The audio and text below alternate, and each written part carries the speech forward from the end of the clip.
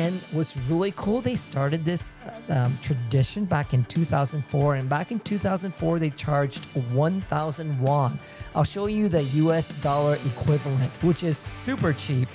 And the crazy thing is, it's now 2025, 21 years later, and they still only charge 1,000 won. And that includes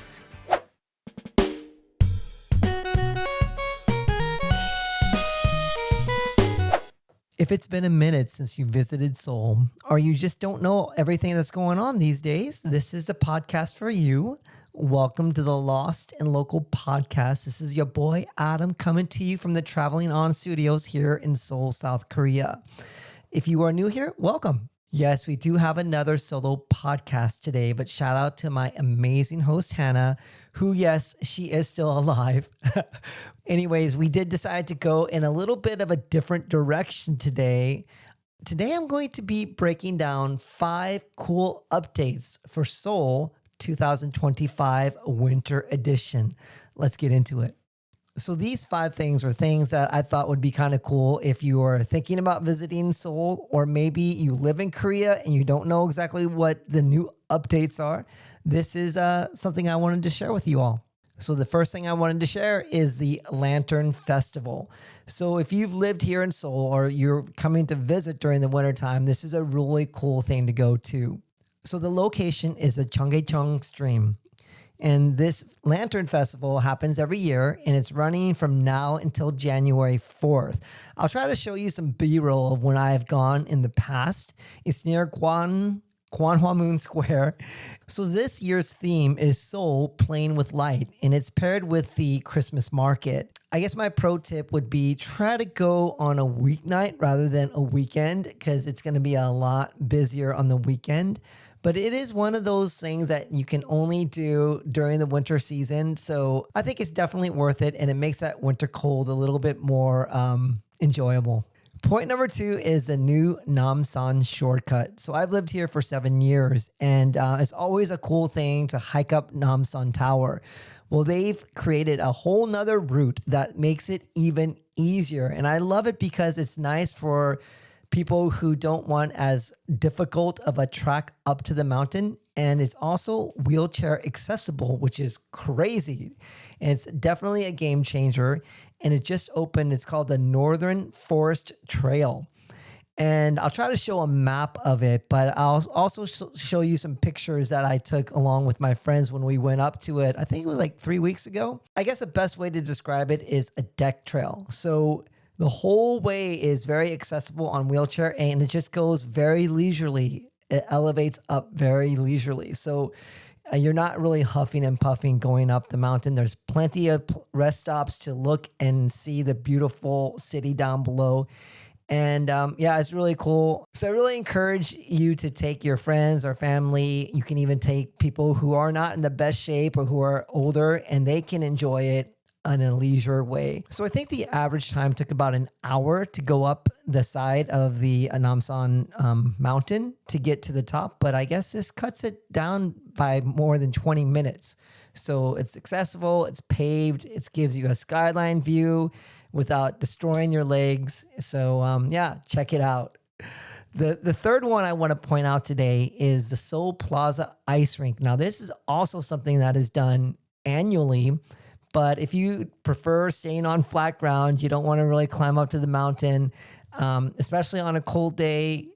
The cool thing is it just opened up today, not when I recorded this video, but when it posts, it opened on Friday, or this Friday, December 19th.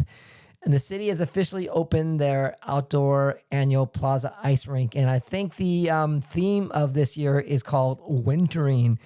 And so, yeah, and I guess they created a new diamond-shaped rink layout.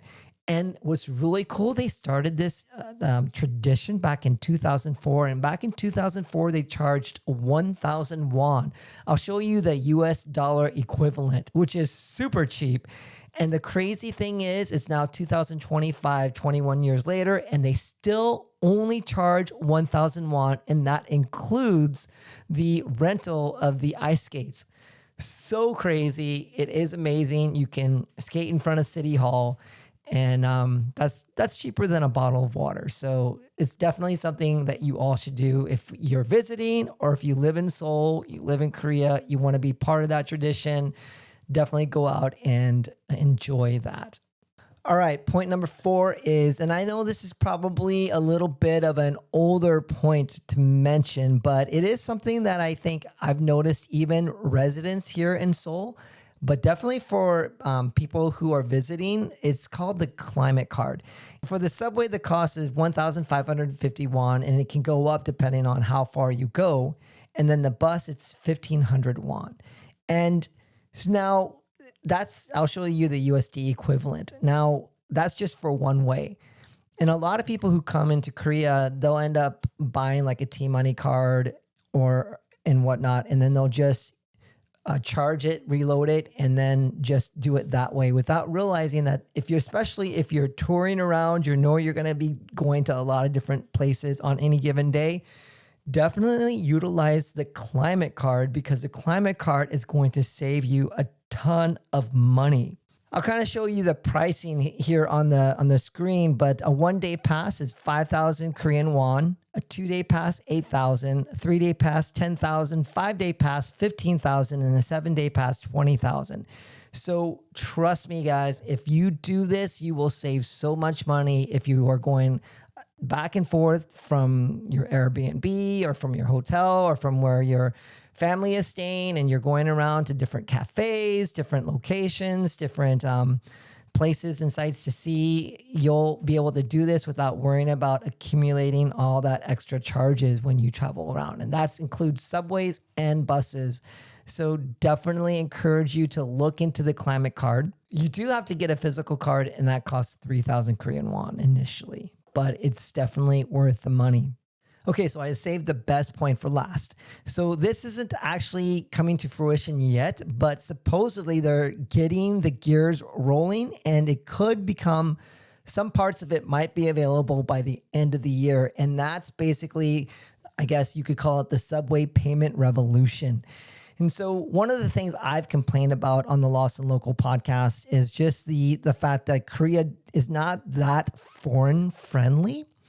But this is a really cool update, because at some point you'll be able to charge your T-Money card or your climate card with a foreign credit card. I know you may not think that's a big deal, but you've never been able to do that in the past. You would have to use either Korean currency or a Korean debit card or credit card to purchase that. But this is a huge game changer, because now, as the future unfolds, not right now as I speak, but soon, you'll be able to use your foreign credit card. And I think that's going to be so much more convenient. But speaking of convenient, they are going to start rolling out a pilot program to eventually allow you to not even have to purchase the climate card or the T-Money card. Eventually, they will allow visitors to use their foreign credit card at all buses and subways, and you won't even have to do any of that. So if you are a foreign visitor, you won't even have to worry about that. So I think that's going to be a huge game changer. Granted, if you are visiting, you will still probably want to use the climate card. That might be the best option. But even then, with the climate card, I think there's going to be about 25 main stations right now that will allow you to, and I say will, not yet, but will allow you to charge up your climate card or T-Money card at one of the kiosks that will accept foreign credit cards. So, folks, I think that's a big win for all of us. And I look forward to some of those cool things that are going to be coming to fruition for foreign visitors. But yeah, that pretty much wraps up the podcast. This is a short one, but I just wanted to let you all know of 5 cool things that are coming up here in the winter of 2025 here in Seoul. In the meantime, you all stay safe. God bless. Peace.